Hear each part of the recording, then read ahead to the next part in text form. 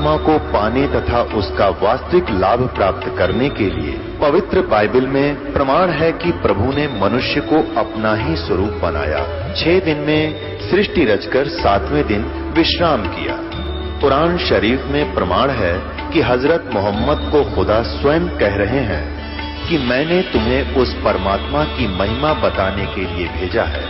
वो परमात्मा कबीर है जिसने 6 दिन में सृष्टि रची तथा 7वें दिन तख्त पर जा विराजा।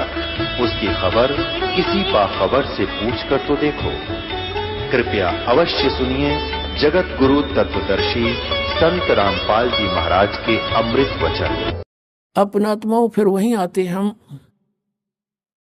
कि जैसे परमात्मा ने कहा धर्मदास जी से कि धर्मदास इसने मेरे से वचन लिया हुआ है कि सतयुग त्रेता द्वापर में जीव थोड़े ले जाना और कलयुग में जब पिछली पीढ़ी आवेगी उस समय मैं आऊंगा।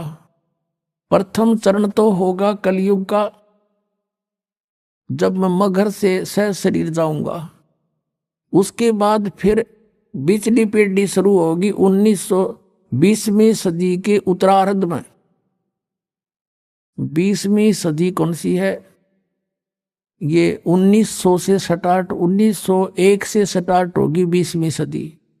और उत्तरार्ध कौन सा है? 1950 के बाद उत्तरार्ध शुरू हो जाता है। 1951 में दास का जन्म हुआ और उसके बाद ये पिछली पीढ़ी शुरू होगी। अब ये यहां से शुरू है पिछली पीढ़ी। 1947 में भारत आजाद हुआ। उससे पहले भारत में शिक्षा नाम नहीं था। 1947 के बाद जब दास 7-8 वर्ष का हुआ तो शिक्षा का सूर्य उदय हो रहा था। हमारे सतर की हमारी बहनें थी, उनको पढ़ाया नहीं जाता था। हमारी छोटी बहन थी जो सबसे लास्ट, उसको शिक्षा की फिर अलाउड हुआ धीरे धीरे, नहीं तो हम इतने शिक्षा के गुण से अपरिचित थे। तो फिर देखते ही देखते अब बाढ़ आ गई, शिक्षा की परमात्मा ने लानी थी। अब ये चैनल नहीं थे। पहले आप देख रहे हो सन 2000 तक कोई भी ये न्यूज़ चैनल एक्स्ट्रा नहीं थे और ना ही कोई ये आध्यात्मिक चैनल थे। ये परमात्मा ने दया बख्शी और स्वयं अपनी बुद्धि देकर अपने सतर से जीव से यूँ काम करवाया है ताकि मेरे बच्चे घर बैठे सत्संग सुना करेंगे। मोबाइल बनवा दिए हैं। पहले तो एक टेप था, बिजली चली जाता रहे, जा बैठे जाओ, बैठा रहो, 1 घंटे में आओ, इतना और काम हो जा, वो असली समय बर्बाद हो जा जब समय था फुर्सत का। तो ऐसी दया बख्शी परमात्मा ने, जेब में डालो, कान में लगाओ और सुनते रहो और काम भी करते रहो, मंत्र जाप करते रहो। और ये शिक्षा ये परमाणु बम बनाने खातिर ना दी थी, ये नॉलेज इसलिए दिया था। ये तो अपने साथ खरीद ली इन्होंने परमाणु बम बना के, और क्या की खातिर? एक पृथ्वी के टुकड़े पर कट कट मर गई दुनिया, महाभारत हो गया, लाखों मर गए, या पृथ्वी यहीं रहेगी। यही एकड़ जमीन, ये किले जमीन आपको दिखाई देते हैं। अरबों खरबों व्यक्ति रजिस्ट्री करा करा लठम लट्ठा होकर मर गए, यही नौके नो यहीं रह गए, वो चले गए कि तक कुत्ते गधे की योनी में। तो काहे के लिए मरे खप्पे यहाँ पर? तो अब प्रसंग आ गया कि जैसे सतयुग त्रेता द्वापर में ये वो प्राणी जन्म लेंगे जो ईब भक्ति से पार नहीं हो पाएंगे और कमाई इनकी खूब हो जाएगी किसी कारण से, और कुछ भी कारण बने उनका दुर्भाग्य उदय होगा, वो पार नहीं हो पाएंगे। लेकिन इतने दयालु है परमात्मा, अब फिर इतनी भक्ति करा दी इनकी, 3-4 युग तक ये खा पी लेंगे, मर लेंगे, ये दुखी ना होंगे। अरे दुखी होंगे ये कलयुग में आके, इन फेर संभालूंगा, पार ना हो तो फिर अब अनमटी फेर है। अब देखो सतयुग में हम वैसे जिस सुख को सुख कहते हैं वो सुख नहीं है, लेकिन हम उसी को सुख मान रहे हैं। परमात्मा कहते हैं झूठे सुख को सुख कहे ये मान रहा मनमोद, ये सकल जबीना काल का, कुछ मुख में कुछ गोद। अब सतयुग में जन्म होगा उन पुण्यात्माओं का जो अब भक्ति से मैच्योर कर दी जाएंगी और पार हों को ना। तो पहले ऊपर धक्के खाएंगे, कोई असंख्य युग में उसको पृथ्वी पर पटकेगा, कोई हजारों युगों में ऊपर घुमाता रहेगा, इसको कति चूस के सारे पुण्य बर्बाद करवा के फिर पृथ्वी पर पटक देगा। और पृथ्वी पर फिर इसके पिछले पद होंगे तो सतयुग में जन्म देना पड़ेगा इसको। उस समय सतयुग में कैसा माहौल होगा कि जैसे कलयुग के अंत में परमात्मा ने अपनी वाणी में सूक्ष्म वेद में लिखा है कि 20 वर्ष की आयु रह जाएगी पुरुष की, मनुष्य की, और 5 वर्ष की लड़की विवाह, यानी 5 वर्ष की लड़की के बालक होने लग जाएंगे, बच्चे उत्पन्न करेगी, और 1.5-2 फुट की आयु रह जाएगी मनुष्य की हाइट, लास्ट में एंड ऑफ द कलयुग। और सभी प्राणी बेल खोद कर आ करेंगे, मैल मूल नहीं बढ़ाएंगे, भूकंप, झटके, तूफान इतनी जबरदस्त आ करेंगे को 2-3 फुट का भी स्ट्रक्चर बनाकर नहीं रह सकता, इतनी पीड़ा होगी इनको। और सब मांसाहारी हो जाएंगे, कृतघ्नी हो जाएंगे। तो फिर क्या होगा कि उस समय ये एक जो राजा हरिश्चंद्र हैं, ये सतयुग में जिन्होंने इतना तप साधना की थी और बड़े सत पर रुके रहे, वो स्वर्ग में हैं। उनको फिर 10वां अवतार बना के भेजेगा युकाल, उसके कर्म बिगड़वाण ने। उसकी बहुत लंबी तलवार होगी और उसका कद सबसे तगड़ा होगा, 7-8 फुट का होगा। और फिर सबको वो काटेगा जैसे परशुराम नक्षत्री काटे थे, क्योंकि वो तो ये मानने को नहीं, यहाँ का इलाज लास्ट में यही है इसके पास। सबको कत्लेआम करेगा, खत्म कर देगा। उस समय थोड़ी बहुत भी आस्था जिसकी मालिक में होगी उसने छोड़ देगा, जरा सी भी कोई थोड़ा सा भी डरने वाला होगा। फिर क्या होगा कि इतनी जबरदस्त वर्षा होगी पूरी पृथ्वी पर, जल ही जल हो जाएगा। और वो प्राणी ऊंचे स्थानों पर जाकर रहने लग जाएंगे, पहाड़ों पर। और जैसे परमात्मा लिखा है कि 3 हाथ अंश खींच लेत कलयुग धरती का, और उगए कोई ना बीज हाल कह दो पृथ्वी का।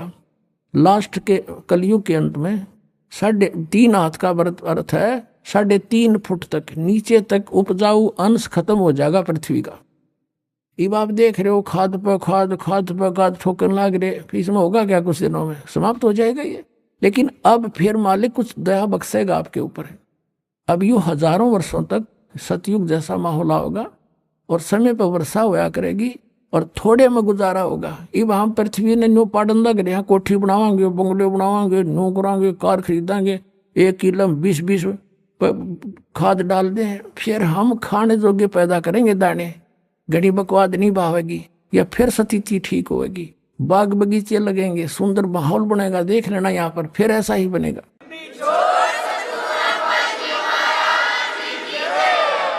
तो कलयुग के अंत में वो फिर ये उपजाऊ तो है को नहीं और वर्षा हुआ नहीं, क्योंकि प्रदूषण बढ़ जाएगा।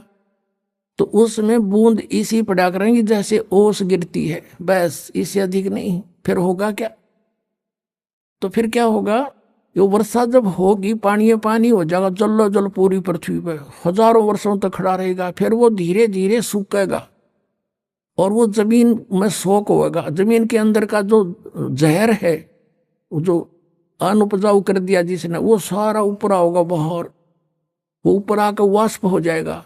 फिर क्या होगा कि निर जंगल वन उत्पन्न होंगे, झाड़ जंखाड़ वन, बड़े बड़े सुंदर पेड़, फलदार वृक्ष, बेल, और धरती फिर से उपजाऊ बनेगी। वो फिर सड़ेंगे, वहां इसके खाद का काम करेंगे। और जब फिर ये सतयुग के प्राणी उत्पन्न होंगे, जब वातावरण में बहुत शुद्धता होगी, और वृक्षों के अंदर एक विशेष गुण है, वो कार्बन डाइऑक्साइड को ग्रहण कर लेते हैं, ऑक्सीजन छोड़ देते हैं, तो पूरे ऑक्सीजन भर जाएगा। बड़े बड़े वृक्ष होंगे। अब माता पिता छोटे छोटे होंगे, बच्चे बड़े बड़े तगड़े होंगे। अब इसके उल्टा शुरू हो रहा है, माता पिता तगड़े तगड़े, बेटा बेटी इतनी होने लग गई। अब रिवर्स काम चल रहा है। तो ऐसे फिर सतयुग शुरू होगा। उस सतयुग में ये आत्मा जो ईब यहां रह जाएंगी भक्ति प्राइम टाइम में, तो वह फिर जन्म लेंगी। अब उनकी पिछली भक्ति से वो जहां लगाओगे समाधि भी लगेगी। अब उस अपने हथियार ने कितना प्रयोग कर लो, वही सफल होंगे। इब जैसे चाकू है, चाकू का उद्देश्य क्या होता है? सब्जी छोले, प्याज छोले, नींबू काटे, प्याज काटे, अपना काम ले, और उसने किसी का घसो दे, काम तो उड़े भी करेगा, फिर वो तो पाप इकट्ठा कर लिया। तो ऐसे उनकी सबकी अंदर जो है, जो ध्यान मग्न होंगे, क्योंकि उनको विधि ये बताई जाएगी, मेडिटेशन करो, 1-1 लाख की उम्र हो जाएगी वर्ष की। सुंदर आहार फलदार वृक्ष, खाओ पियो मौज करो। ये जो गेहूं चने ऐसे ये अपने आप अपने आप उगेंगे वहां पर, उन्हें तोड़ के लाने और मसल के खाने। ये होता सतयुग में। फिर कोई काम नहीं करना और इतने स्वस्थ शरीर होंगे, कोई बीमारी रोग नहीं होता। और वहां के जब भगवानों के बदले इसने छोड़ के दूसरा भगवान कोई ना सुना के मैं समाधि लाता हूँ, मेरी समाधि वहां तक जाती है। तो सतयुग त्रेता द्वापर तक उन इन्हीं अब के बिछड़े हुए बागियों के पुण्य फिर थोड़े बहुत चलते रहेंगे। ये सुने को ना भगवान की बात, और उसके कुछ पूर्व संस्कार से उनको लाभ होता रहेगा। वो सोचेंगे जो साधना मैं कर रहा हूं इसी से मुझे पुण्य हो रहा है, लाभ हो रहा है। और कलयुग में धर्मदास ये कति खाली हो लेंगे, बैटरी डाउन हो जाएगी इनकी। नरे पाप इकट्ठे होंगे, शास्त्र विधि साधना करेंगे। शास्त्र विधि अब देख लो, जब शास्त्र विधि के अनुसार एक भी किसी मजहब पंथ में भक्ति हो, गुरु ग्रंथ साहिब में नानक साहिब जी सतनाम का जाप करते थे, पूरे सिख समाज को उसका पता नहीं, तो वो कैसे मोक्ष प्राप्त होगा उनको। ऐसे ही पूरे हिंदू समाज में इस मंत्र से जाप होना एक को भी नहीं पता, कोई एंड बैंड नाम देते हैं। ऐसे मुसलमान समाज में, ऐसे ईसाई समाज में देख लो।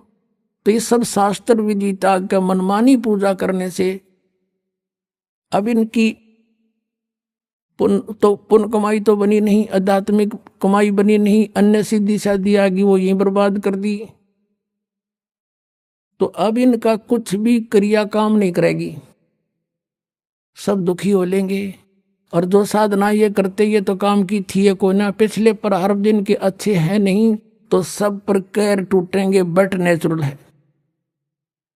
और जब ये दुखी होंगे तो भगवान की खोज में कोई संत के पास जाएंगे, कोई किसी पंथ के पास जाएंगे, कोई मंदिर में जाएंगे, कोई मस्जिद में जाएंगे। फिर वहां मैं अपने बच्चों को मिलूंगा किसी भी तरीके से, और फिर उनको सतमार्ग बताऊंगा और मैं उपदेश दूंगा। वो लेते ठीक होने लग जाएंगे और वो फिर मुझे पहचान लेंगे। और नकलियों गुरुओं की किताबें बन चुकी होंगी, जब मेरा संत जाएगा वो उनकी पोल पाड़ के और सबको सार्वजनिक कर देगा, और मेरे बच्चे मुझे पहचान लेंगे और सतनाम जाप करके सार नाम लेकर मेरे पास न्यू आवेंगे। तब कलयुग तक इसको छुपा के रखना। बोलो सतगुरुदेव।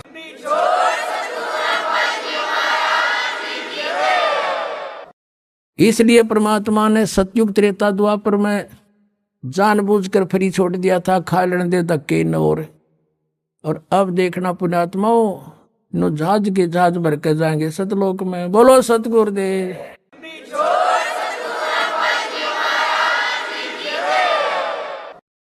परम पिता परमात्मा पूर्ण ब्रह्म सर्व सृष्टि रचनहार कबीर परमेश्वर जी, ये हम सभी आत्माओं के पिता हैं, और हम यहाँ काल के लोक में रह रहे हैं। पुण्यात्माओं, अभी तक तो हमें कोई ये ज्ञान देने वाला नहीं मिला था कि यहाँ के स्वर्ग इस विश्व से ऊपर भी कोई और स्थान है।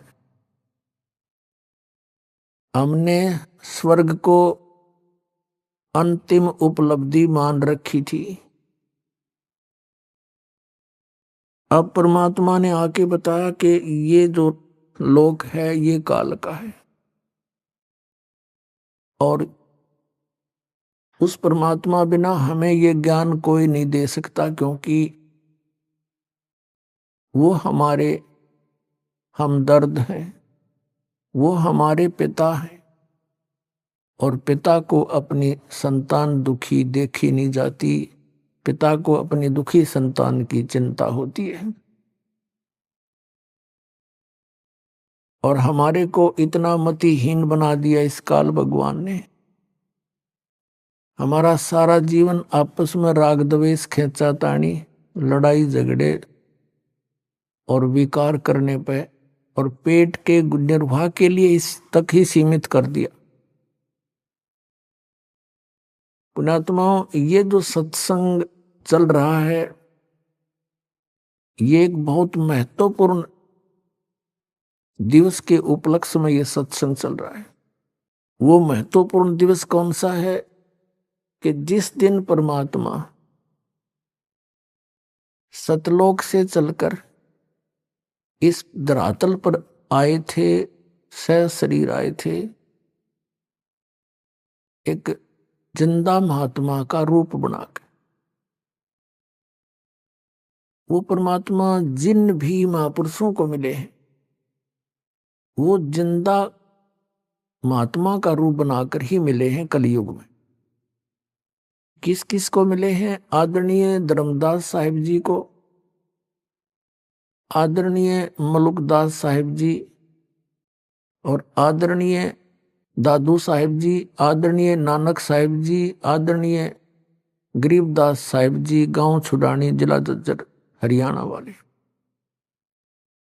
आदरणीय गीसा दास साहिब जी, गांव खेकड़ा, जिला मेरठ, उत्तर प्रदेश वाले को। इन महापुरुषों को मिले हैं वो जिंदा महात्मा के रूप में मिले, क्योंकि ये हमारे पिता हैं, ये हमारे जनक हैं, और ये परमात्मा प्रत्येक युग में आते हैं, और प्रत्येक युग में ये ऐसे ही शिशु रूप धारण करते हैं, और फिर बचपन से एक लीला करते हुए धीरे धीरे बड़े होते हैं। इनकी परवरिश की लीला कंवारी गायों द्वारा होती है। ये वेद भी प्रमाण देते हैं, और उस परमात्मा की लीला जो उन्होंने की है वो एज इट इज है, जो आज वेद गवाही दे रहे हैं।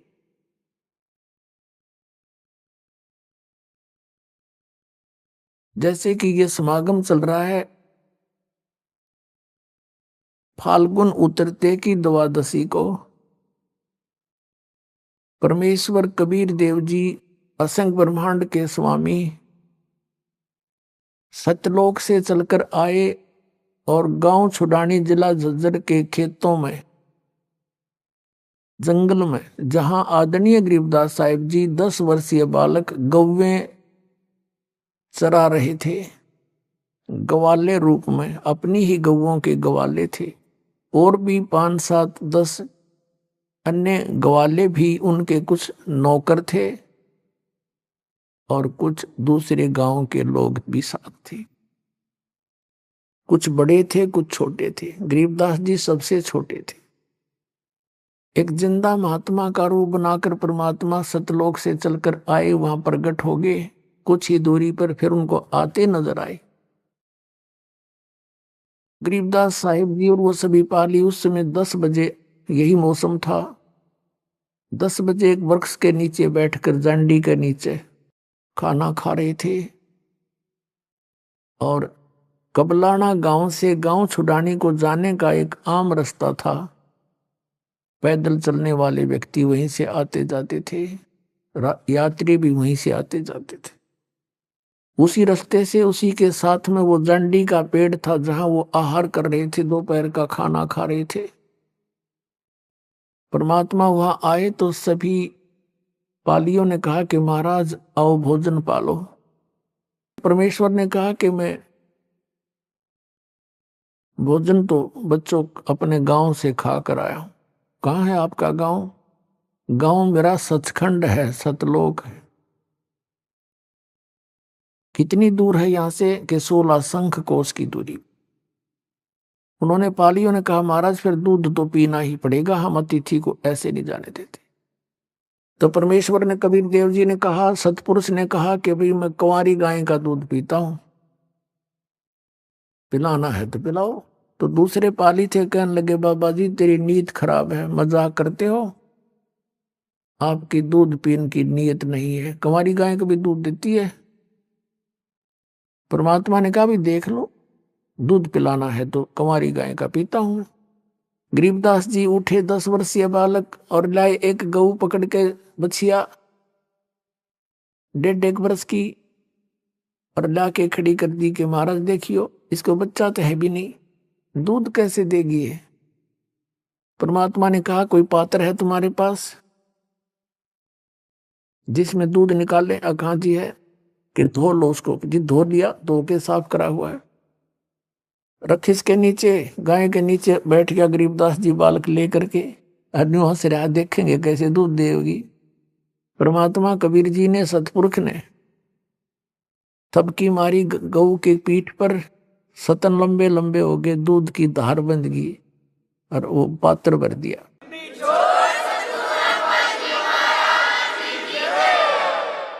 आधा परमेश्वर कबीर जी ने पिया, शेष छोड़ दिया, ले पा लियो तुम पी लो भाई, ये अमृत है, यहाँ का नहीं, ये सतलोक से आया मेरे गांव से।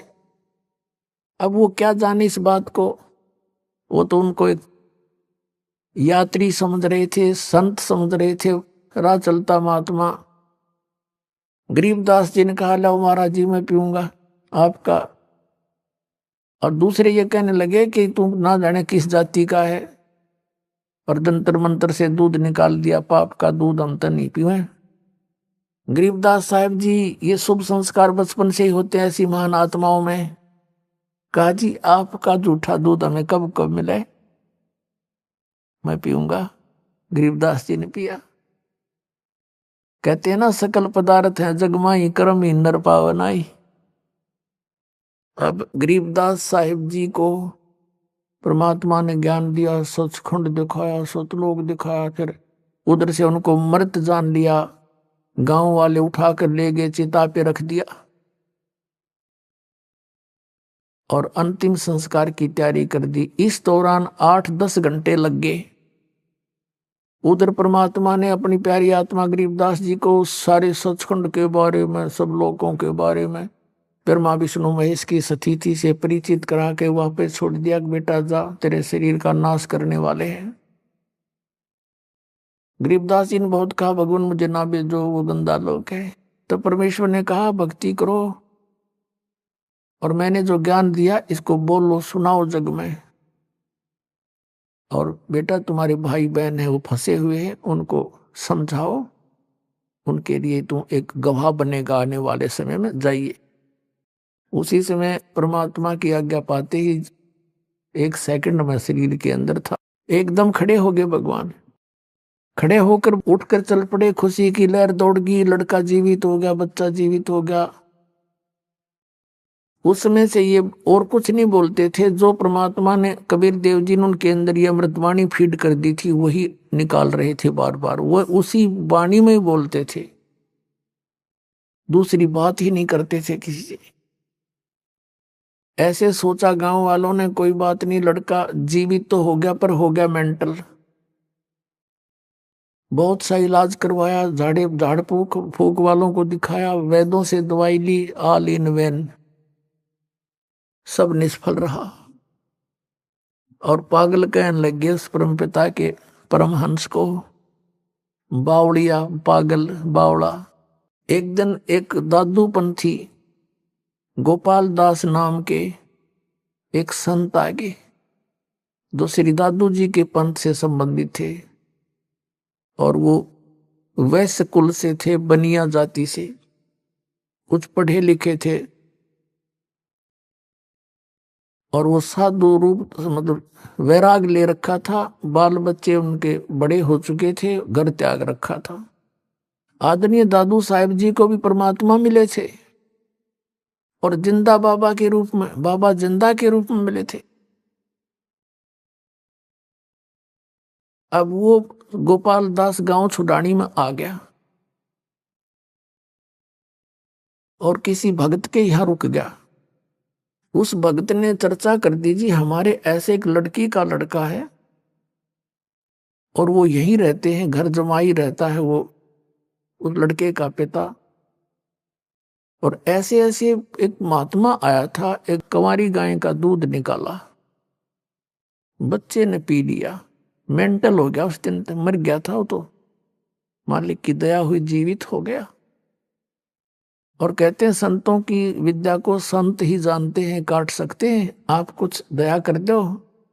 सब दुखी हो रहे उस दिन, सारा दिन बोलता रहता है, बोलता रहता है।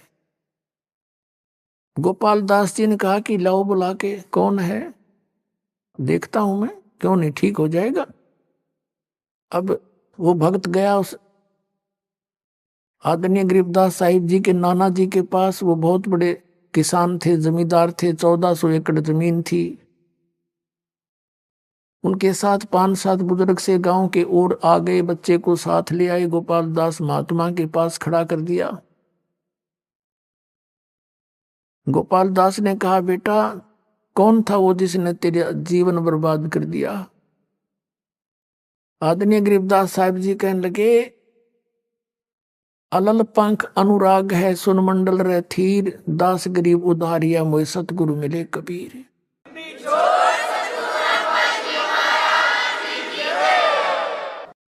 और आप कहते हो मेरा जीवन बर्बाद कर दिया, मुझे तो आबाद कर दिया। हम सुल्तानी नानक तारे दादू को उपदेश दिया, जात जुलाहा भेद न पाया वो काशी माए कबीर हुआ। ये वाणी बोली मालिक ने, उस मालिक के बच्चे ने गोपाल दास के सामने, पहली वाणी। हम सुल्तानी नानक तारे दादू को उपदेश दिया, जात जुलाहा भेद न पाया वो काशी माए कबीर हुआ। फिर परमात्मा ने बहुत 10 मिनट तक वो वाणी बोली, सचखंड सतलोक की आंखों देखी। गोपाल दास दादू पंथी था, संत मत से परिचित था थोड़ा थोड़ा सा, उसके हृदय में लग गई ये बात और कहने लगा, गांव वालों पागल ये नहीं, पागल तुम हो, और ये तो अमृत बरसा रहे हैं, इन्होंने तो परमात्मा मिले हैं। गोपाल दास ने कहा, भगवान ये वाणी लिखवा दो, जीवों का उद्धार हो जाएगा कलयुग में। गरीबदास जी उठकर चल पड़े। 60 साल का महात्मा वो गोपाल दास पीछे पीछे, और कहे, महाराज दया कर दो, ये वाणी लिखवा दो। गरीबदास जी बालक थे, भाग लिए। अब तीसरे दिन गोपाल दास 3 दिन तक ऐसे प्रार्थना करता रहे, जब भी मिले तभी घर भी चले गए उनके। गोपाल दास घर जा तो वो खेतों में भाग जा। तीसरे दिन जब मिले, कहा, गोपाल दास यदि सारी लिखे तो लिखवाऊं, कदे बीच में छोड़ कर भाग जा। अगर सारी लिखूंगा महाराज, मैं तो घर से फ्री हो चुका हूं, कोई काम नहीं मुझे। उन्हीं गरीबदास साहिब जी के ही एक बेरी का बाग था, उसमें एक जांडी का पेड़ था बहुत बड़ा, उसके नीचे बैठ जाते दोनों, गरीबदास जी बोलते और गोपाल दास लिखा करते थे। इसमें पुण्यात्मा एक शब्द कहा है कि हम सुल्तानी नानक तारे। सुल्तान कौन थे? अब्राहिम सुल्तान अधम, बलख बुखारे के बादशाह, और दादू जी और नानक जी, और कहते मैं, गरीबदास जी कह रहे हम, यानी हम सभी, हम यानी इंक्लूडिंग गरीबदास, हम सुल्तानी नानक तारे, जिसने पार किया नानक साहिब को, दादू साहिब को और अब्राहिम सुल्तान को और मुझे, हम सुल्तानी नानक तारे दादू को उपदेश दिया, और जात जुलाहा भेद नहीं पाया, का सीमाए कबीर होया। अब यहां वो परमात्मा अपनी लीला अनुसार, जैसे ऋग्वेद मंडल नंबर 9 कल भी दिखाया था आपको, आज फिर थोड़ा सा दिखाएंगे, क्योंकि जब तक हम सदग्रंथों से परिचित नहीं होंगे स्वयं, तब तक हम परमात्मा को पहचान नहीं पाएंगे और विश्वास दृढ़ होगा नहीं। हमने ये देखना कि वो परमात्मा अपनी प्यारी आत्माओं को मिलता है, सतलोक से चलकर आता है, सह शरीर आता है। अब चलकर आता तो सह शरीर होगा, और माँ का जन्म हो तो जन्म में लिखता वेद उसका। अब थोड़ा सा एक बार वेदों से आपका परिचित करा के फिर आगे उन महापुरुषों की जीवनी सुनाएंगे, जिन जिन को ये मिले परमात्मा। देखिएगा ऋग्वेद मंडल नंबर 9-10, ये कहाँ से छपा है?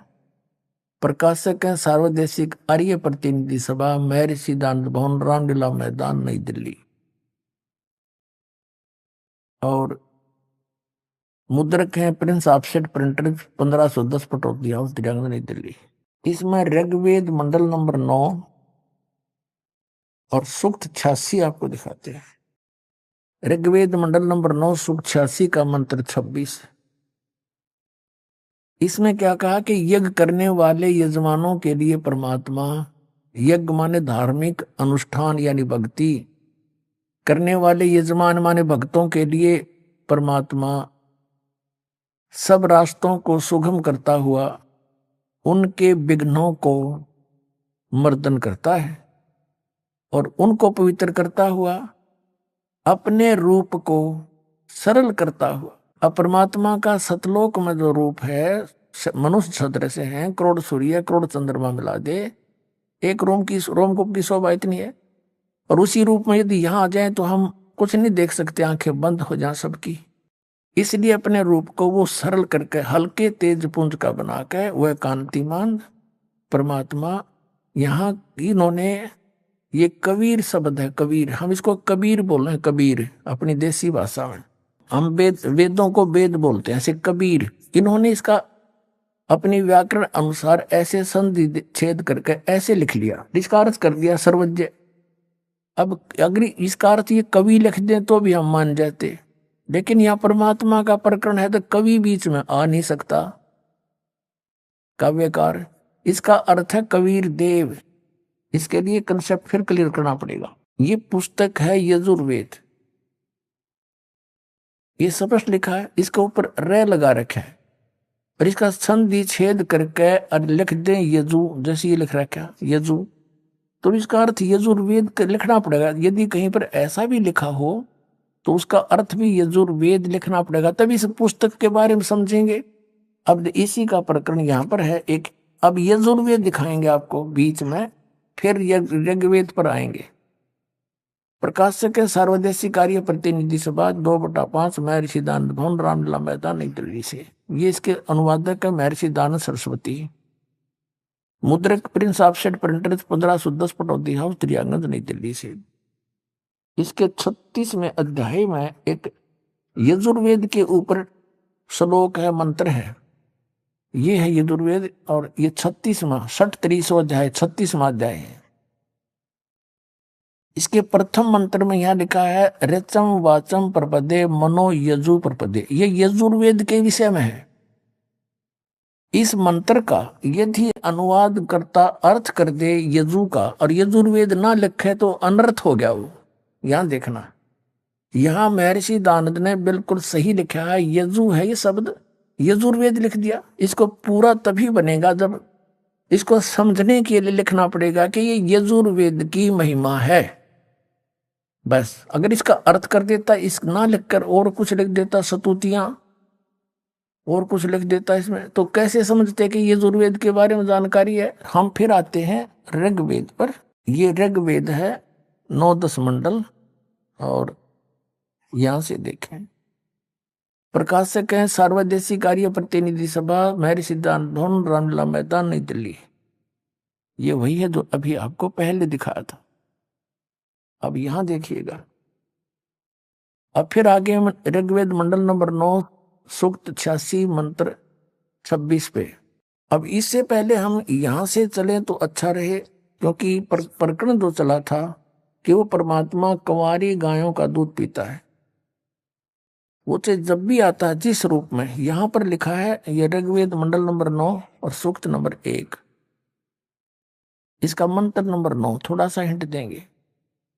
यहां लिखा कि उस सोम स्वभाव वाले श्रद्धालु पुरुष को, ये पुरुष लिख दिया, सोम माने परमात्मा लिखना था। यहां इन्होंने इस ऋग्वेद मंडल नंबर 9 के सभी मंत्रों में, ये ऋग्वेद मंडल नंबर 9 सूक्त 1 का मंत्र 1 है। इसमें भी हे परमात्मा की महिमा चल रही है।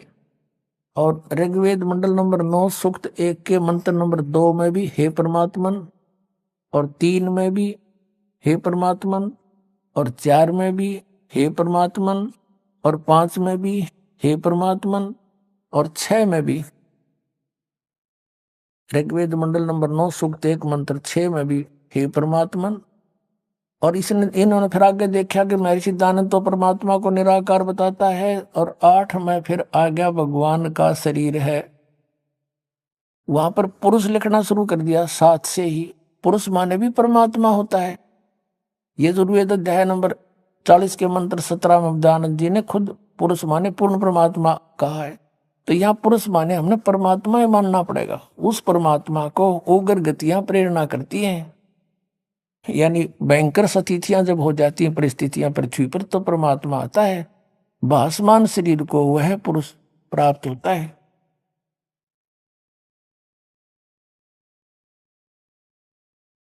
जिसमें 3 प्रकार से दूसरों को वारण करने वाला मधु में शरीर मिलता है, वो परमात्मा। अब हम इस 9 में पा गए, इससे सिद्ध हो गया कि परमात्मा सह शरीर है। अब देखना, अब इसमें लिखा है कि वो परमात्मा 3 प्रकार के शरीर धारण करके सारी ब्रह्मांडों को संभालता है 3 स्थिति में। एक में तो वो स्थिर रहता है सतलोक में, ऊपर के लोकों में एक ऐसा रूप है, करोड़ सूर्य मिला दे करोड़ चंद्रमा, एक रोमकूप कितनी शोभा है। वो तो वहां फिक्स, वहां तो स्थिर रहते हैं, स्थाई। अन्य रूप बना करके वो प्रत्येक युग में एक लीला करते हैं, एक बालक रूप धारण करके, और धीरे धीरे बड़े होते हैं। उसमें भी कुंवारी गायों का दूध पीते हैं। ये दूसरी प्रकार का शरीर हुआ, शिशु रूप धारण करके आए, और फिर धीरे धीरे बड़े हुए। 5 वर्ष की आयु से ही वो फिर बड़े बड़े विद्वानों के छक्के छुड़ा देते हैं। 104 वर्ष के महर्षि रामानंद, जो पूरे बहुत बड़े प्रसिद्ध हो चुके थे, उनको भी नतमस्तक कर दिया परमात्मा ने अपने ज्ञान के सामने, और उनको अपना शिष्य बनाया। फिर आप उनके शिष्य बने। ये लंबी कहानी है, फिर बताएंगे। और तीसरी प्रकार का जो शरीर है, वो परमात्मा एक जिंदा महात्मा का रूप, संत महात्मा का रूप बना करके प्रकट होते हैं और अच्छी आत्मा को मिलते हैं। जहां भी कोई उसकी पुण्य आत्मा है, उनको मिलते हैं, ज्ञान से परिचित कराते हैं, अपनी स्थिति से परिचित करा के वापस छोड़ देते हैं। फिर वो संत भी उनके गुणगान किया करते हैं। अब दूसरी प्रकार का शरीर आपको दिखाते हैं कि जब वो शिशु रूप धारण करके आते हैं, गाय का दूध से उनकी परवरिश होती है, कुंवारी गाय के दूध से। ऋग्वेद मंडल नंबर 9 सूक्त 1 मंत्र 8 हमने पढ़ लिया कि 3 दूसरों का वर्ण करने वाला, 3 प्रकार से दूसरों को वर्ण करने वाला मधु में शरीर मिलता है। अब ये दूसरी प्रकार का शरीर है उस अमर परमात्मा को, पूर्ण परमात्मा को, जो शिशु रूप धारण करके आता है। सब अभी अधन्या, अधन्या माने बिना धनाई, धेनु माने गाय, बिना धनाई यानी अभी अधन्या, पूर्ण रूप से, यानी अभी अधन्या का अर्थ कुंवारी गौवें तृप्त करती हैं। दूसरे शब्दों में ऐसा समझे कि उस परमेश्वर को जो शिशु रूप धारण करके आता है, कुंवारी गायों से उसकी परवरिश होती है, उसको तृप्त करती है। इति सिद्ध। अब पुण्यात्माओं, ये था दूसरी प्रकार से परमात्मा जो हमारी देखभाल संभाल करने के लिए, धारण पोषण करने के लिए आते हैं। और तीसरी प्रकार का शरीर ये वो उनका ऐसा है कि जब चाहे जहां प्रकट हो जाते हैं, एक साधु संत रूप बना के, और अपनी अच्छी आत्माओं से मिलते हैं, उनसे वार्तालाप करते हैं, ज्ञान चर्चा करते हैं। अब वो प्रकरण इव आगे चलेगा, और वो कौन है? वो परमात्मा वेद क्लियर कर रहे हैं, वो कबीर देव है। अब आप देखो ऋग्वेद मंडल नंबर 9 सूक्त 86। अब इसमें 26 मंत्र आपने पढ़ा, अब फिर पढ़ेंगे।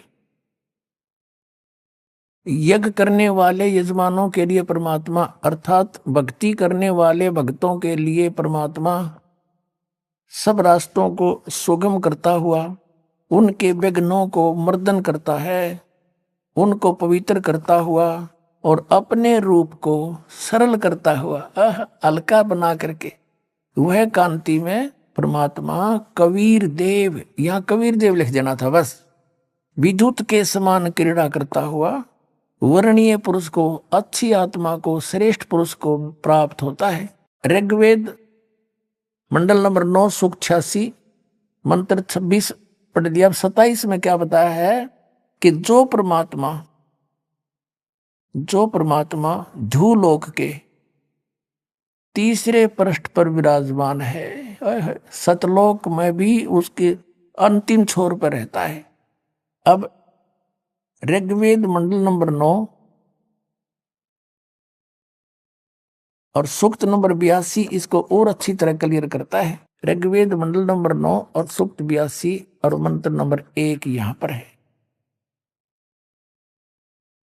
जो सर्व उत्पादक प्रभु यानी सबकी उत्पत्ति करने वाला परमेश्वर, सबका रचनहार, प्रकाश रूप, सद्गुणों की वृष्टि करने वाला, पापों को हरण करने वाला है, वह राजेव राजा के समान। ओह, यहाँ 269 पृष्ठ इन्हीं का अनुवाद, आगे देखो 270 पृष्ठ। राजा के समान दर्शनीय है, राजा की तरह देखने जोगा है। ऊपर परमात्मा मनोहर मुकुट धारण किए बैठा है। श्वेत छत्र सिर मुकुट विराजे, देखत ना उस चेहरे नू। राजा के समान दर्शनीय है, देखने जोगा है। और वह लोक पृथ्वी आदि लोकांतरों के चारों ओर शब्दमान हो रहा है। वह वर्णीय पुरुष को, अच्छी आत्मा को, जो दृढ़ भक्त है उसको पवित्र करता हुआ प्राप्त होता है। जिस प्रकार विद्युत सने वाले स्थानों को आधार बनाकर प्राप्त होता है, जैसे बिजली, आकाशीय बिजली काशी की धातु पर गिरती है, उसका अट्रैक्शन होता है, ऐसे ही वो परमात्मा उस दृढ़ भक्त को मिलता है जिनका उसके प्रति विशेष लगाव होता है। अब यहां देखो किस उद्देश्य से आता है। ऋग्वेद मंडल नंबर 9 सूक्त 82 मंत्र 2 में आप देखेंगे वो किस उद्देश्य से आता है। हे परमात्मन, उपदेश करने की इच्छा से आप महापुरुषों को प्राप्त होते हो, अच्छी आत्माओं को प्राप्त होते हो, और आप अत्यंत गतिशील पदार्थ के समान यानी बहुत तीव्रगामी होकर के हमारे आध्यात्मिक यज्ञों को प्राप्त होते हैं। आप वह फिर आ गया, आप कबीर देव हैं। हम उसको कबीर देव कहने लगे, फिर कबीर साहब कहने लगे। कबीर वेदों में कबीर, और हम उसको कबीर बोलते हैं। कुरान शरीफ में भी उसको कबीर बोला है। कबीर देव हैं, शुद्ध स्वरूप हैं, हमारे पापों को दूर करके हे अमर परमात्मा आप हमको सुख दें। अपनी आत्माओं, उन महापुरुषों में से कौन कौन है अच्छी आत्माएं, जैसे आपको अभी गिनाया। हम सुल्तानी नानक तारे दादू को उपदेश दिया, जात जुलाहा भेद न पाया, वो कौशी माहे कबीर हुआ। उनमें से एक दृढ़ भक्त श्रेष्ठ आत्मा आदरणीय नानक साहिब जी हैं, जिनको परमात्मा बेई नदी पर मिले थे। सुल्तानपुर शहर में, पश्चिमी पाकिस्तान के अंदर है वो क्षेत्र। पहले ज्वाइंट भारत था ये सारा, अफगानिस्तान, बलूचिस्तान, पश्चिमी पाकिस्तान, पूर्वी पाकिस्तान और ईरान, इराक तक, गढ़ और गजनीब तक ये भारतवर्ष था। नानक साहिब जी के पहले जन्म सतयुग में ये राजा अम्बरीश थे। त्रेता में यही आत्मा राजा जनक हुए, और कलयुग में वही आत्मा श्री नानक जी हुए। अपने आत्माओं पहले ये राजा थे, इनके नौकर रहा करते थे पिछले पुनों के कारण, और इन पुनों को स्वर्ग में खर्च करके वापस आ जाते हैं सभी प्राणी। फिर ये स्वयं एक सुल्तानपुर के नवाब के यहाँ मोदी खाने में नौकरी कर रहे थे। लेकिन ऐसी आत्माएं भक्ति बिना रुक नहीं सकती। एक ब्रजलाल पांडा इनको पढ़ाया करता था, गीता जी को हिंदी भी उन्होंने पढ़ाई थी, ये फारसी भी पढ़े थे एक मौलवी से। इनके पिताजी कालूराम मेहता खत्री, श्री कालूराम मेहता खत्री यानी अरोड़ा जाति से थे, हिंदू परिवार था इनका। और श्री कृष्ण जी श्री राम के खूब तगड़े पुजारी थे, सभी देवी देवताओं की पूजा करते थे। जब ये सुल्तानपुर में नौकरी कर रहे थे, वहां इनकी बहन ब्याही थी। इनके जीजा जी जो थे बहनोई श्री जयराम जी थे, उनके ही सिफारिश से नानक साहिब जी को मोदी खाने की नौकरी मिली थी नवाब के यहाँ, और जयराम जी भी वहां नवाब के ही सर्विस करते थे, या जैसे वो अच्छे गणमान्य व्यक्ति थे। नानक साहब जी प्रतिदिन सुल्तानपुर के साथ से बह रही बेई नदी के ऊपर प्रतिदिन स्नान करने जाते थे और वहां बैठकर कुछ देर भगवान का एकांत में चिंतन करते रहते थे। एक दिन परमात्मा सतपुरुष कबीर देव जिंदा महात्मा रूप बना के और नानक साहब जी के पास गए। नानक साहब जी से कहा कि हे महात्मा जी, हे भक्त, मैं बहुत भटक लिया, मुझे कोई सतमार्ग बताने वाला नहीं मिला और मुझे कोई मार्ग बताओ। आप बहुत अच्छे भक्त बताए, सभी यहाँ चर्चा है आपकी। अब नानक साहब जी ने जैसा भी ब्रजलाल पांडे से सुना था वो सारी कथा सुनानी शुरू कर दी। फिर कहा कि अगर तुम मुझे गुरु बनाओ तो गुरु बिन मोक्ष हो नहीं सकता। तो परमात्मा ने कहा कि भाई गुरु किसको बनाऊं, जब तक मेरी आत्मा दृढ़ नहीं होगी। मैं वैसे गुरु तो मैंने बना भी रखा, रामानंद जी, काशी में पंडित स्वामी रामानंद जी से मैंने दीक्षा ले रखी है, लेकिन मेरी तसल्ली नहीं हुई, संतुष्टि नहीं है। नानक साहब जी कहते फिर मुझे बनाओ गुरु। तो कबीर साहब कहने लगे ठीक है आप गुरु जी, लेकिन मेरी कोई संशय समाधान करो गुरुदेव, मेरी कोई शंका का समाधान करो। बोलो कि ब्रह्मा विष्णु महेश की क्या सतीथि है, क्या ये जन्मते मरते हैं या इनके कोई माता पिता भी हैं? तो जैसा उन्होंने सुन रखा था ब्रजलाल पांडे से और जैसा भी हिंदू धर्म में प्रचलित है, ये लोक वेद सारा सुना दिया। ये अजरो अमर हैं, अविनाशी हैं, इनके कोई माता पिता नहीं, श्री कृष्ण जी सर्वश्रेष्ठ हैं और श्री कृष्ण जी ने गीता का ज्ञान दिया, ये अनमोल ग्रंथ है। तो नानक साहब जी, कबीर साहब ने कहा जी कुछ फिर उस अनमोल ग्रंथ के कुछ वचन सुना दो। फिर वो नानक साहब जी ने कुछ जो श्लोक याद थे वो सुनाए। फिर कबीर साहब ने उसके ऊपर कहा कि आप श्री कृष्ण जी कहते हो, श्री कृष्ण जी ने गीता बोली। हाँ श्री कृष्ण जी ने। तो आप श्री कृष्ण जी को अजरो अमर बताते हो, उनकी जन्म मृत्यु नहीं होती? कि हाँ बिल्कुल सही है, नानक जी बोले। अब जिंदा फकीर बोला, कबीर परमेश्वर जिंदा रूप में विराजमान थे कि आपके गीता ज्ञानदाता चौथे अध्याय के 5वें और 9वें श्लोक में, दूसरे अध्याय के 12वें श्लोक में और 10वें अध्याय के दूसरे श्लोक में कहता है मेरे जन्म और मृत्यु होता है। अर्जुन तू नहीं जानता, मैं जानता, मैं जानता हूं।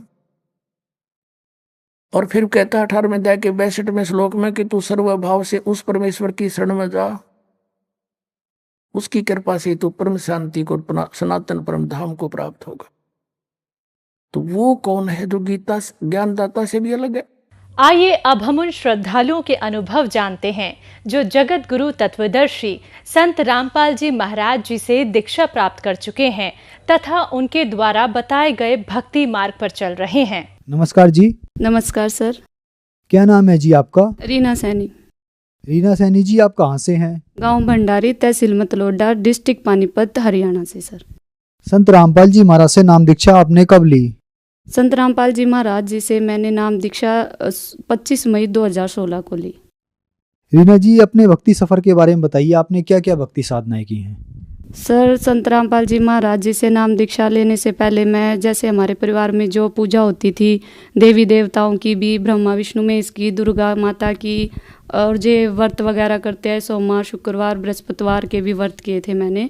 और मैं हर बृहस्पतिवार को शैयद पे भी जाती थी जो हमारी पारंपरिक पूजा थी। और मैं हर रविवार को अपने देवताओं जो हमारे पितर कहते हैं उन पे भी जाती थी और उनको नहला के भी आती थी, जोत भी जलाती थी।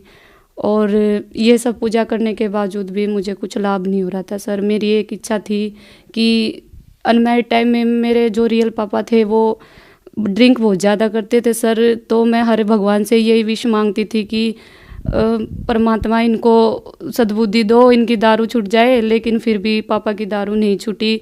ये सब देखते हुए मैं भगत जी नास्तिकता की ओर चली गई और मैंने सभी पूजा पाठ छोड़ दी। तो फिर संत रामपाल जी महाराज जी के बारे में आपको कैसे पता लगा? बंदी छोड़ सतगुरु रामपाल जी महाराज जी के बारे में मैं जब अनमैरिड टाइम में थी तो मैंने मेडिकल का कोर्स किया हुआ है सर, ऑपरेशन थिएटर टेक्नीशियन का कोर्स किया हुआ है। तो मैं प्राइवेट जॉब करती थी तो वहाँ पे एक सोमवीरदास भगत थे संत रामपाल जी महाराज जी के, उन्होंने मेरे को ज्ञान समझाया। जैसे हम फ्री टाइम में बैठते थे तो वो गुरु जी की बातें करते थे, संत रामपाल जी महाराज जी की, तो उनकी बातें, उनका ज्ञान मुझे अच्छा लगा। फिर मैंने कहा कि भगत जी ये ज्ञान मुझे अच्छे से समझना है, तो उन्होंने मेरे को ज्ञान गंगा पुस्तक दी। फिर मैंने वो ज्ञान गंगा पुस्तक पढ़ी और उसको ज्ञान गंगा पुस्तक को पढ़ के मैंने ज्ञान को समझा और गुरु जी से नाम दीक्षा ली, संत रामपाल जी महाराज जी से। जैसे कि आपने बताया कि आप बहुत ज़्यादा परेशान थी, इसलिए नास्तिक हो गई थी, तो क्या संत रामपाल जी महाराज से नाम दीक्षा लेने के बाद आपकी परेशानियां ठीक हुई?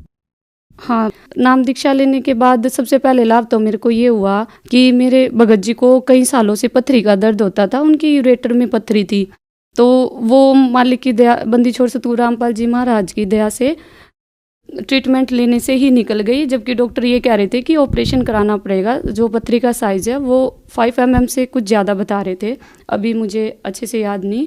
और दूसरा लाभ ये हुआ, भगत जी जो मेरे हस्बैंड है उनको कई साल से छाती में पेन होता था। वो जब पेन होता था उनका सांस टूटते थे, मुझे ऐसा लगता था शायद अभी कुछ गलत ना हो जाए, तो वो ऐसे ऐसे मुक्के मारते थे वो ज़ोर ज़ोर से। मेरी नई नई शादी हुई थी तो मुझे अच्छा नहीं लगता था, तो मालिक की दया से मैंने गुरु जी से प्रार्थना करी मन ही मन में, मालिक ने उनकी भी ये चेस्ट पेन में भी राहत दी। और एक लाभ भगत जी मेरा ये है कि शादी के बाद मेरे को जो पहला बच्चा था, प्रेगनेंसी के दौरान स्टार्टिंग के महीने में ही ब्लीडिंग हो गई थी, जिस वजह से मेरा बच्चा जो है डॉक्टर ने मिसकैरेज बोल दिया था कि ये मिसकैरेज हो गया है, सफाई करनी पड़ेगी। लेकिन मेरा मन नहीं मान रहा था, क्योंकि मैंने मालिक से नाम दीक्षा, बंदी छोड़ सतगुरु रामपाल जी से नाम दीक्षा ली हुई थी, इसलिए मैंने मन ही मन गुरु जी से अरदास की कि परमात्मा नहीं, मुझे यही बच्चा चाहिए।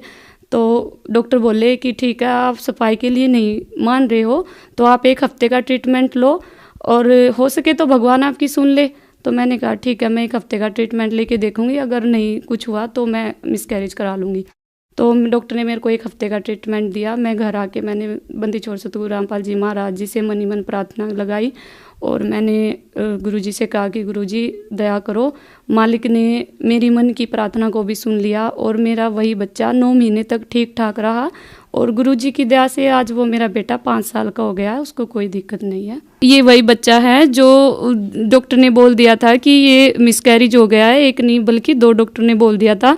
आज बंदी छोड़ सतगुरु रामपाल जी महाराज की दया से यही वो बच्चा है, बिल्कुल ठीक है, स्वस्थ है और 5 साल का हो गया है। डॉक्टर भी देख के अचंभित था कि भाई, क्योंकि मैंने 2 डॉक्टर से चेक कराया था, क्योंकि मुझे लग रहा था कि नहीं ऐसे नहीं हो सकता, मैं बंदी छोड़ सतगुरु रामपाल जी महाराज की शरण में हूँ। इसलिए मैंने जो सोनीपत में रावल हॉस्पिटल है वहाँ से चेक कराया, तो उस डॉक्टर ने मेरे को देखते ही बोल दिया अल्ट्रासाउंड करके कि नहीं, मिसकैरेज करना पड़ेगा और टैबलेट खानी पड़ेगी। लेकिन फिर मेरी एक डॉक्टर थी पानीपत में, सुनेजा हॉस्पिटल में, मैंने उनसे बात करी तो मैम ने भी यही कहा कि हाँ मिसकैरेज ही हो गया बेटा, टैबलेट लेनी पड़ेगी। लेकिन डॉक्टर भी हैरान थी कि भाई 2 डॉक्टरों की बात भी कट गई, ऐसा क्या भगवान है इसका कि बच्चा लाइव है और उसकी दिल की धड़कन आ गई जब बाद में अल्ट्रासाउंड किया। और मेरे को एक लाभ ये हुआ कि नाम दीक्षा लेने के बाद जो मेरी सास मम्मी है उनको बीपी की पहले से ही दिक्कत रहती थी, लेकिन एक बार क्या हुआ कि उनको अटैक की शिकायत हो गई, तो हम उनको प्रेम हॉस्पिटल पानीपत में लेके गए। वहाँ पे डॉक्टर ने उनकी ECG वगैरह देख के कहा कि भाई इनको तो अटैक आया हुआ है, छल्ले डलेंगे दिल में, तो इतना 2 लाख तक का खर्चा आएगा, उन्होंने ऐसे बोला। तो फिर हम दूसरे हॉस्पिटल में पानीपत में लेके गए सिग्नस में, तो वहाँ पे भी डॉक्टर ने उनकी कंडीशन को देखते हुए यही कहा कि भाई इनका तो जो है अटैक आया है और छल्ले ही डलेंगे, यही ट्रीटमेंट है। लेकिन मेरा मन कहीं से भी नहीं मान रहा था। वैसे मम्मी ने नाम दीक्षा नहीं ले रखी है, मेरी सास मम्मी ने। तो फिर भगत जी मैंने मन ही मन गुरु जी से प्रार्थना की, सतगुरु रामपाल जी महाराज मेरी सास पे भी दया करो। तो मालिक की दया से मैंने जैसे ही घर आके प्रार्थना करी थी, तो फिर हम हॉस्पिटल गए, तो बंदी छोड़ सतगुरु रामपाल जी महाराज जी की दया से मम्मी के CT स्कैन हुए, MRI हुआ और मम्मी की एंजियोग्राफी भी हुई। तो CT स्कैन सब कुछ नॉर्मल आया मालिक से प्रार्थना करने के बाद, और जो है एंजियोग्राफी भी बिल्कुल नॉर्मल आई। डॉक्टर भी हैरान थे कि भाई हमें पेशेंट की कंडीशन देख के ऐसे लग रहा था कि भाई इनको तो छल्ले डलेंगे ही डलेंगे, क्योंकि उनको डायरेक्ट ही ICU में ले लिया था जब हम जैसे ही मम्मी को दिखाने गए थे। तो ये भी एक मालिक की बहुत बड़ा चमत्कार है। और एक लाभ भगत जी मुझको ये हुआ कि मेरा छोटा बेटा है 6 महीने का, ये अभी 1 महीने पहले की ही बात है, उसको जैसे ही सर्दी स्टार्ट हुई नमूनिया हो गया था और उसको इन्फेक्शन चेस्ट में बहुत ज़्यादा बढ़ गया था। तो मैं गन्नौर हॉस्पिटल है एक बच्चों का, धनखड़ हॉस्पिटल, उसमें उसको लेके गई। तो वहाँ पे डॉक्टर ने उसकी कंडीशन को देखते हुए चेस्ट एक्सरे कराया और उसके सीबीसी वगैरह टेस्ट कराए। तो सीबीसी में उसको वायरल फीवर आया और चेस्ट एक्सरे में उसको बहुत ही ज़्यादा इन्फेक्शन था। डॉक्टर ने कहा इसको इमीडिएटली एडमिट कराना पड़ेगा और ऑक्सीजन वगैरह लगानी पड़ेगी। तो मैंने छोटे बच्चे की एज देखते हुए डॉक्टर को मना कर दिया और अपने बंदी छोड़ पे सतगुरु रामपाल जी पे मुझे पूर्ण विश्वास था कि वो ऐसे ही ठीक कर देंगे। और मैं अपने बच्चे को पीने की दवाइयाँ सिरप वगैरह दिला के ही घर ले आई और मैंने घर आके दंडवत करके गुरुजी से प्रार्थना की कि गुरुजी छोटा बच्चा है, हॉस्पिटल में एडमिट कराएंगे तो बहुत ज़्यादा सुइयाँ वगैरह इंजेक्शन लगेंगे, आप दया करो बंदी छोड़ सतगुरु रामपाल जी महाराज। तो मालिक ने ऐसी दया की भगत जी, 3 दिन की मेडिसिन दी थी डॉक्टर ने, मेरे छोटे बेटे को उन्हीं मेडिसिन से घर पे ही आराम हो गया, मेरे को सेकंड विजिट पर भी नहीं जाना पड़ा। एक जो सबसे बड़ा लाभ मैं आपको बताना चाहूँगी मेरी जैसी युवा पीढ़ी के लिए जो आजकल बेरोजगार घूम रहे हैं, वो ये है कि बंदी छोड़ सतगुरु रामपाल जी महाराज की शरण में आने के बाद भगत जी मेरी गवर्नमेंट जॉब लगी और मेरे हस्बैंड की भी गवर्नमेंट जॉब लगी। क्या जॉब है आपकी? भगत जी मैं as a operation theatre technician की पोस्ट पे हूँ सिविल हॉस्पिटल गन्नौर, और मेरे भगत जी सिविल हॉस्पिटल सोनीपत में है, वे भी ओटी टेक्नीशियन की ही पोस्ट पे है। जैसे कि आपने बताया कि आप मेडिकल लाइन से हैं, इस समय आप गवर्नमेंट जॉब पर हैं। पहले जो आप भक्ति साधनाएं करती थी या जो भी श्रद्धालु मंदिरों में जाते हैं या एम्स में भी जाते हैं, बड़े बड़े हॉस्पिटल्स में जाते हैं, वो वहाँ से ठीक नहीं हो पाते और वो संत रामपाल जी महाराज से नाम दीक्षा लेने के बाद ठीक हो जाते हैं। तो ऐसा कैसे हो रहा है?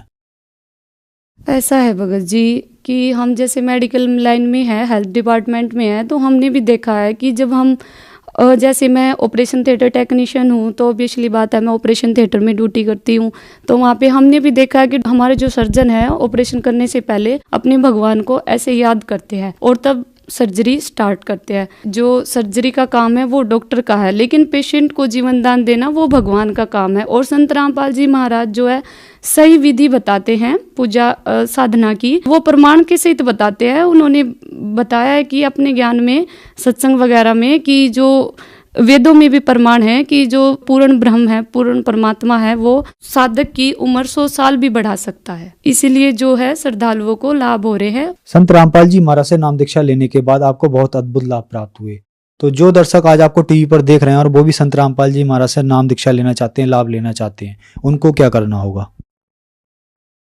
ऐसा है भगत जी, आज बंदी छोड़ सतगुरु रामपाल जी महाराज की दया से हर जिले में नामदान सेंटर है और मालिक की दया से 500 से भी ज़्यादा नामदान सेंटर खुल गए हैं। और अगर कोई जगत भाई बंदी छोड़ सतगुरु रामपाल जी महाराज जी से नाम दीक्षा लेना चाहते हैं तो वो हमारे सोशल मीडिया प्लेटफॉर्म पर जाके भी ले सकते हैं। हमारे जैसे यूट्यूब चैनल है, वहाँ पे संत रामपाल जी महाराज के नाम से सर्च करके, और फेसबुक वगैरह से भी वहाँ पे नंबर भी दिए होते हैं।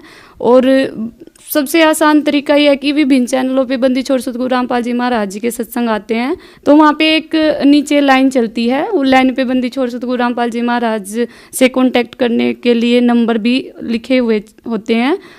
तो आसान तरीका यही है कि आप उस नंबर पे जाके कांटेक्ट करें और बंदी छोड़ सतगुरु रामपाल जी महाराज जी से नाम दीक्षा लें। धन्यवाद जी। सत साहिब।